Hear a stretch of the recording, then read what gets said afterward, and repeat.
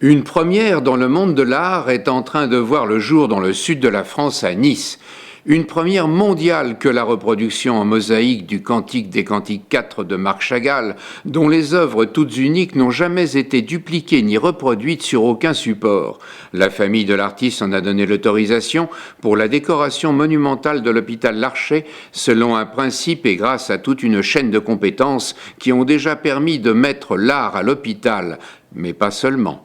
Mais c'est plus que ça, puisqu'en fait il s'agit d'ateliers qui sont artistiques, mais aussi thérapeutiques, puisqu'ils entrent dans le cadre de programmes de soins développés par le pôle de gérontologie. Et tous ces programmes sont initiés par la direction de la communication et des actions culturelles du CHU de Nice, qui a développé une politique culturelle depuis 2002. Donc ces ateliers mosaïques se sont développés grâce à la participation, à la forte implication de l'entreprise Opiocolor et de nombreux partenaires, dont des financeurs, qui sont venus donc apporter leur soutien à un atelier qui a été mis en place en 2003 avec des personnes âgées et des enfants sur le pôle de gérontologie. C'est une manière de faire reconnaître un petit peu ce concept où la mosaïque, c'est rassembler des petits éléments différents les uns des autres pour faire quelque chose de merveilleux. C'est un petit peu la métaphore de ce que les gens sont. On est différents, mais si on se rassemble, on peut faire quelque chose de merveilleux. Illustration concrète, ce sont 33 950 petits carreaux taillés spécialement après un travail de pixelisation sur ordinateur, de morcellement de l'œuvre, qui vont la reproduire en mosaïque grâce à l'implication des patients eux-mêmes de l'hôpital, avec l'aide du personnel soignant, une première donc à tout point de vue. Eh bien oui, c'est une première mondiale grâce à l'équipe des ergothérapeutes du pôle de neurosciences et aux patients qui participent à cet atelier. Donc bien sûr que le musée, un grand merci à la famille de Marc Chagall qui nous a permis de faire cette action qui a une symbolique forte pour l'ensemble des participants. Tout un symbole aussi que de voir cette reproduction d'une œuvre qui figure en bonne place dans l'unique musée Chagall qui soit au monde, dans la ville de Nice. Et sur l'œuvre de Chagall, on a redessiné la mosaïque. Suite à ça, on a établi des petites feuilles sur lesquelles on a tracé toutes les numéroté chaque de couleur. On associe bien sûr le véritable opio, la mosaïque opio, toute une gamme de couleurs qui font vivre qui vont faire vivre cette mosaïque, et un petit peu de formation, des outils, une explication, et avec le concours extraordinaire des équipes hospitalières, je m'aperçois qu'on fait des véritables miracles. Et les progrès réalisés sur eux-mêmes par les patients sont sinon miraculeux, pour le moins spectaculaires à l'échelle de cette œuvre d'envergure qui en est le résultat. C'est une conséquence que l'embellissement de l'hôpital, de ce cadre hospitalier, de ce cadre de vie aussi pour nos résidents.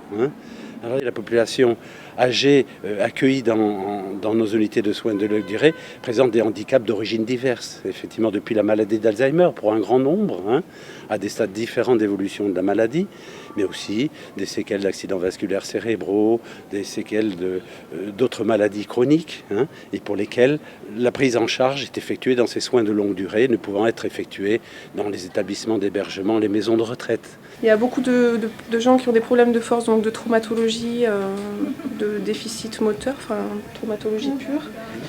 De neurologie, donc ce que je disais, il y a des patients hémiplégiques, donc qui sont paralysés d'un côté, qui ne peuvent pas couper, mais qui après peuvent travailler la coordination pour tenir la ponce d'un côté et limer le carreau avec la main valide. Et donc voilà, j'ai eu un AVC. Voilà. Et donc j'avais perdu l'utilité de ma main et de la parole, et petit à petit j'ai réussi à récupérer. À la fin de la rééducation, ça nous apporte un plus pour nous parce qu'on a peu d'exercices qui font travailler la force. Et ça leur fait travailler aussi tout ce qui est précision du geste, dextérité. Faut être capable de bien couper, de bien s'orienter aussi au niveau de la feuille, de couper la pièce par rapport à la forme de façon bien correcte.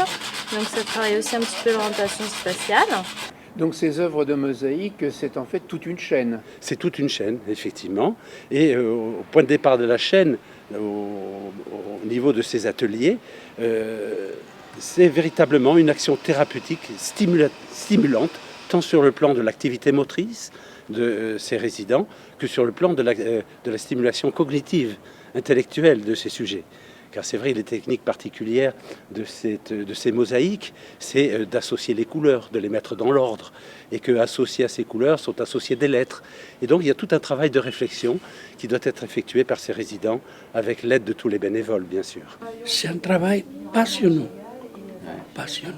C'est un travail de patience aussi. Et puis, entouré de belles artistes. Nous avons pu assister à une sorte de dynamique du groupe de ces patients qui se voient intégrés dans un groupe, des liens d'amitié qui se sont un peu plus créés entre eux, hein, quel que soit leur niveau de compétence, et liens, complicité qui perdurent au-delà des ateliers. Lors de l'inauguration de ces mosaïques qui ont été appliquées sur les différents murs de l'hôpital, donc ces patients ont assisté à l'inauguration, ils ont été mis en avant. Ça leur a permis de sortir de cet apparent isolement que représente l'institution hospitalière et les unités de soins de longue durée. Réveil des sens et des gestes pour ces personnes handicapées par l'âge ou par la vie. Éveil à l'art et apprentissage du travail manuel pour ceux qui vont entrer dans la vie. La mosaïque faite maison est entrée aussi à l'école et elle a créé le lien entre les générations car les enfants sont également allés à l'hôpital donner un coup de main à leurs aînés ou aïeux. Avec les personnes âgées, on avait des rendez-vous réguliers à l'hôpital de Cimiez. Chaque semaine, donc, les enfants allaient travailler et en fin d'année ou à Noël, on avait également des actions qui étaient menées avec les personnes âgées où les enfants de la classe qui participaient allaient passer un après-midi récréatif avec les personnes âgées. L'aboutissement, le vernissage, ici d'une œuvre d'Armando Milani, La Colombe de la Paix, adoptée par les Nations Unies, constitue l'occasion de rassemblements plus larges encore.